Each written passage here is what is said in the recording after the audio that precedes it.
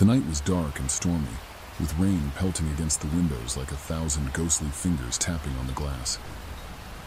Sarah sat alone in her small, creaky house, surrounded by the echoing silence of the empty rooms. The power had gone out hours ago, leaving her with only the feeble glow of a flickering candle to fend off the encroaching darkness. Sarah tried to distract herself from the ominous atmosphere by reading a book, but the words on the page blurred together as her mind wandered to the unsettling sound of footsteps in the hallway. She dismissed it as her imagination playing tricks on her, a side effect of the eerie ambiance created by the storm outside. As the clock struck midnight, Sarah decided to brave the shadows and fetch herself a glass of water from the kitchen. Clutching the candle, she moved cautiously through the hallway, the floorboards groaning beneath her weight.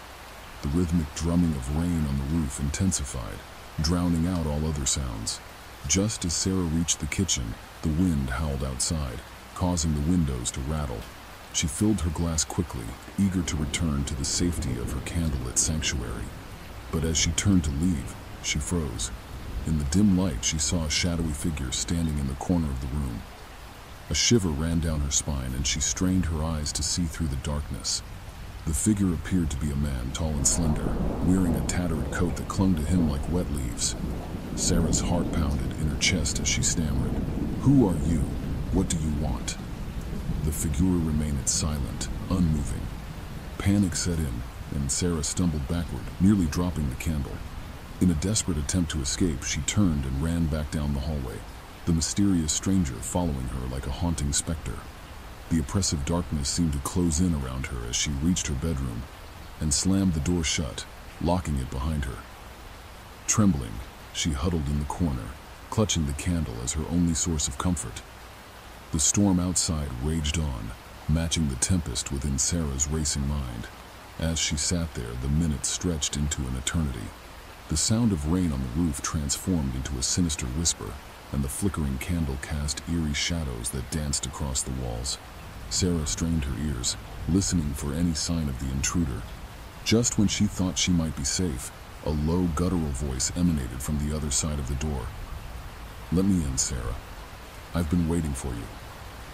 The voice sent chills down her spine, and she clamped her hands over her ears, desperate to block it out.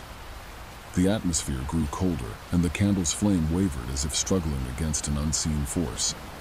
The voice continued its haunting plea, growing louder and more insistent. Sarah felt a sinking realization that whatever stood on the other side of the door was not a mere intruder, but something far more malevolent. As the voice intensified, so did the shadows in the room. The candle flickered one last time before extinguishing, plunging Sarah into complete darkness. Alone and terrified, she could feel an unseen presence closing in, surrounding her in a void of blackness.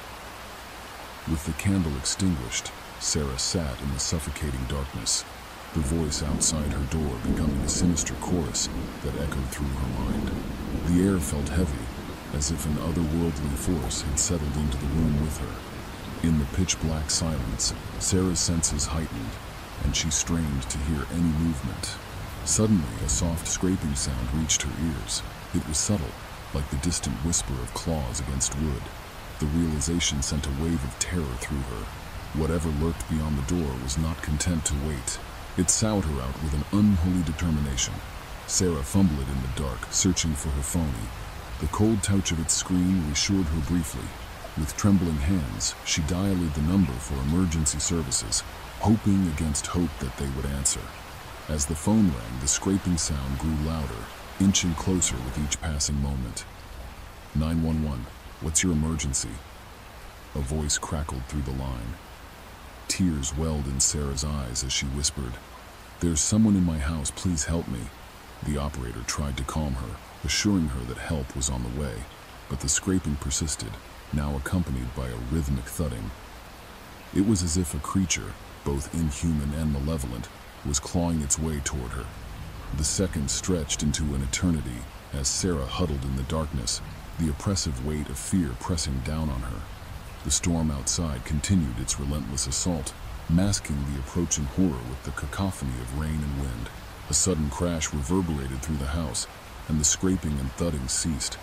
Sarah's breath caught in her throat, her pulse pounding in her ears.